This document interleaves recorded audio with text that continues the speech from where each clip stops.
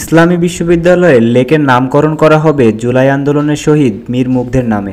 লেকটির নতুন নাম মীর মুগ্ধ সরোবর হবে বলে জানিয়েছেন বিশ্ববিদ্যালয়ের উপাচার্য অধ্যাপক ডক্টর নকিব মোহাম্মদ নসরুল্লাহ।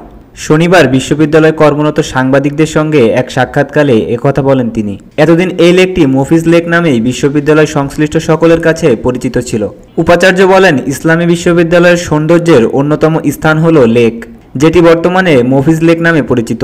আমি বিভিন্ন জায়গায় এ বিষয়ে কথা বলেছি আর লেকটির নাম মীর মুগ্ধ সরোবর রাখার প্রস্তাব করেছি। এর আগেও আমি বোটানিক্যাল গার্ডেনের নামটি জুলাই আন্দোলনের সঙ্গে মিল রেখে জুলাই উদ্যান 24 নামকরণ করেছি।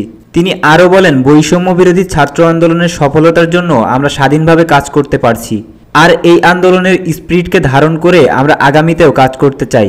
এই আন্দোলনের মূল লক্ষ্য বৈষম্যহীন একটি সমাজ গঠন করা, আর আমরা এই লক্ষ্য নিয়েই কাজ করে যেতে চাই।